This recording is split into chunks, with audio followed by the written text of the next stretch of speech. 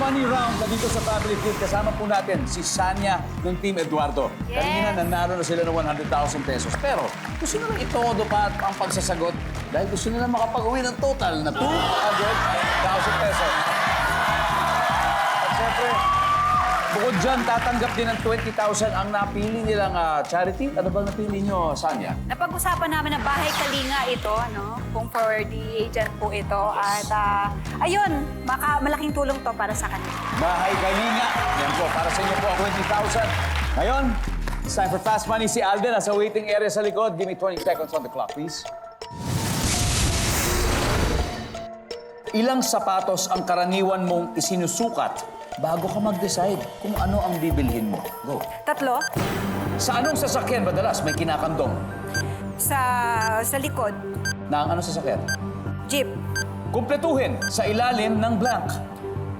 puting ilaw, Dating presidente ng USA. Trump, Makikita sa postcard na galing sa Batangas. pass, Let's go, Sanya. Tignan natin na mga puntos na nakuha mo. Ilang sapatos ang karaniwan mo sinusukat bago mo bilhin? Sabi mo, 3. Sabi ni survey ay, boom! Sa anong sasakyan madalas may kinakandong? Sabi mo, sa jeep. Yan ba ang jeep? Oh, yes! Kumpletuhin sa ilalim ng puting ilaw. ilaw! Nandiyan ba ang puting ilaw? Meron! Pagkalain mo! 101 points! 2 questions away. Dating presidente ng USA, Donald Trump. Ang sabi ng survey ay...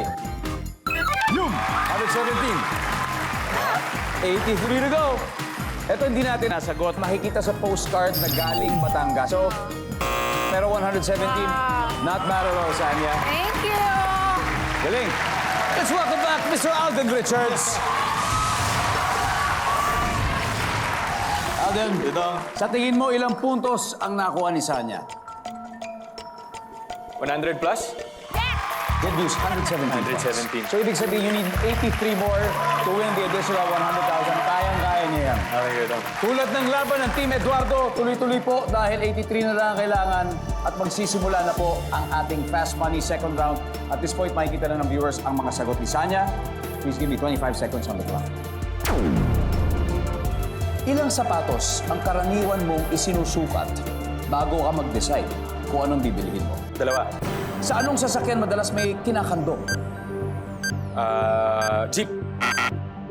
Bus. Kumpletuhin sa ilalim ng blank. Puting ilaw.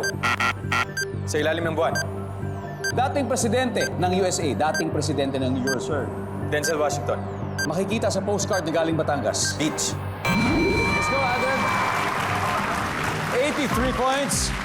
Ilang sapatos ang karaniwang mo sinusukat bago mag-decide kung ilan ang bibilin mo? Sabi mo, 2. Nandiyan ba ang 2? Yes, sir. Ang top answer, nakuha ni Sanya, 3. Sa anong sasakyan madalas may kinakandong? Sabi mo, sa bus. Nandiyan ba ang bus? Yes, sir. Ang top answer ay jeep. Nakuha ni Sanya. 27 to go. 27. Pero 3 questions away. Kumpletuhin sa ilalim ng buwan. Pareho pa kayo ng unang sagot. Sa ilalim ng puting ilaw. Halatang mahilig talaga ang kumanta si Alden. Nandyan ba ang buwan? Yes. 2 po ang top answer natin dito. Pulo at saka tulay. Oh. Yung 2 top answer natin. Tunog Dating ka. presidente ng USA, sabi mo Denzel Washington. Fan tayo ng movies. Yes, yes, Pero yes. alam ko, iba ang gusto mong sagutin dyan eh. Yes. Pero bakit si Denzel Washington na naisip mo? Pero, Nadapa lang yun sa pero you really wanted to say George Washington. George Washington. George Washington. Diba? George Washington. Nandyan ba? Si Denzel Washington. Malay mo, di ba? Survey says... Wala. Pero si George Washington may 5 points kung yun talaga yung nasagot natin. George Washington. 29 to go, 1 question away. Makikita sa postcard na galing Batangas. Sabi mo'y beach. Ang sabi ng survey sa beach ay... Oh, ay! Dalawa na lang. Ang top answer doon, Alden, ay Taal Volcano. Taal Volcano. Tapos, of course, sa US President Barack Obama. Di bale, di bale. 2 points away, panalo pa rin kayo. Panalo pa rin kayo ng 100,000 pesos. Team Pulang Araw. At syempre, Team Adelina. Guys,